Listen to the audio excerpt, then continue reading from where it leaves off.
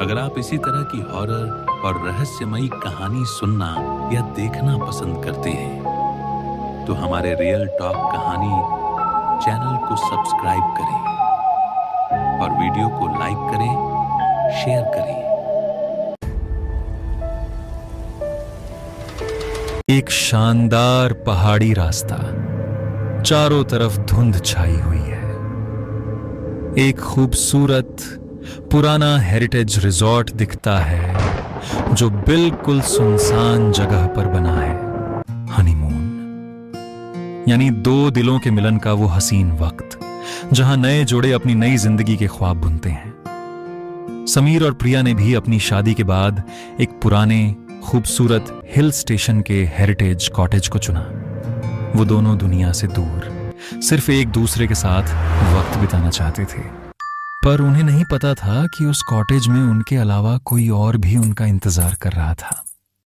कमरे में एक बड़ा सा विंटेज आईना लगा है और कमरे में रोशनी थोड़ी कम है। रात के 12:15 हो रहे हैं। समीर बिस्तर पर बैठा लैपटॉप चला रहा है और प्रिया आईने के सामने बैठकर अपने बाल कंघी कर रही है।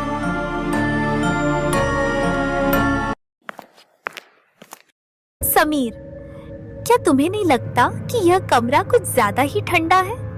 हीटर चालू होने के बावजूद भी मुझे ठंड लग रही है। हद पार है ना जान, ठंड तो होगी ही। चलो लाइट बंद करो और सो जाओ, कल घूमने भी जाना है। समीर ने लाइट बंद कर दी। कमरे में एकमात्र रोशनी खिड़की से अंदर आने वाली चांदनी है। वे दोनों सो जाते हैं। रात गहरी हो गई और पहाड़ों पर सन्नाटा और गहरा हो गया। ठीक रात के 2 बजे प्रिया की आंख खुलती है। लगता है कि कोई उसका बिस्तर के पास खड़ा है। प्रिया देखने के लिए उठती है। बिस्तर के पास कोई नहीं है, पर जब वो आईने की तरफ देखती है तो उसकी सांस रुक जाती है। लाइटें बंद हैं, पर आईने के अंदर समीर और प्रिया के साथ एक तीसरी परछाई भी बिस्तर पर बैठी दिख रही है। प्रिया डर के मारे समीर को जगाती है। समीर, समीर उठो, आईने में देखो, वहां कोई है? क्या हुआ प्रिया? पर अब वहां कुछ नहीं है। देखो कोई नहीं है वहां, तुम ख्वाह मख्वाह डर रही हो। चलो पानी पियो और सो जाओ। समीर पानी लेने के लिए बाथरूम में चला गया। जैसे ही वह बाथरूम का दरवाजा खोलता है, बाथरूम के शीशे पर खून से स्वागत है शब्द लिखा हुआ है। ये क्या है? समीर डर जाता है, पर प्रिया को परेशान नहीं करना चाहता, इसलिए वो उसे जल्दी से साफ करने लगता है। तभी बेडरूम से प्रिया के हंसी की आवाज आती है, पर वह आवाज प्रिया की सामान्य आवाज नहीं है, बहुत भारी और अजीब है। अमीर वॉशरूम से भागते हुए बेडरूम में आता है। बेडरूम की साड़ी की लाइटें जल रही हैं। प्रिया बिस्तर पर बैठी है, उसकी पीठ पर समीर की तरफ है और वो धीरे धीरे अपना सर हिला रही है। प्रिया, तुम ठीक तो हो ना?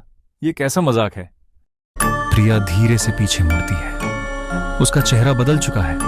आंखें बिल्कुल काली हैं, होठों पर एक डरावनी मुस्कान है और उसकी शादी का लाल दुपट्टा उसके गले में फांदे की तरह लिपटा हुआ है। तुम्हारा हनीमून अब मेरा है।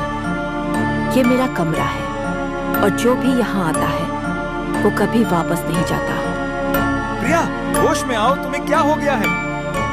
प्रिया अचानक हवा में थोड़ा ऊपर उठती है। कमरे की खिड़कियां जोर से खुलती हैं और तेजी से हवा अंदर आती है। समीर दरवाजे की तरफ भागता है, पर दरवाजा अपना आप लॉक हो जाता है। स्क्रीन पर अंधेरा हो जाता है और समीर की चिल्लाने की आवाज आती है। फिर सीन थोड़ा नॉर्मल होता है।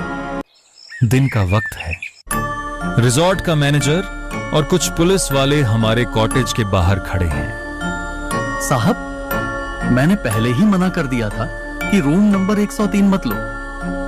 पिछले साल यहाँ एक लड़की ने शादी के अगले ही दिन फांसी लगा ली थी। तब से जो भी कपल यहाँ आता है वो फिर कभी नहीं लौटता।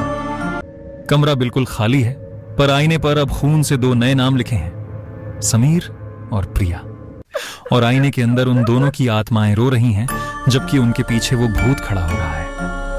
हनीमून की हसीन यादें बन गईं। समीर और प्रिया हमेशा के लिए उस कॉटेज के आईने में कैद हो गई। इसलिए अगली बार जब आप अपनी जिंदगी के सबसे हसीन पल बिता सकें, किसी अनजान जगह पर जाएं, तो पहले जरूर जान लें कि कहानियां सिर्फ पन्नों पर नहीं, दीवारों में भी दफन होती हैं।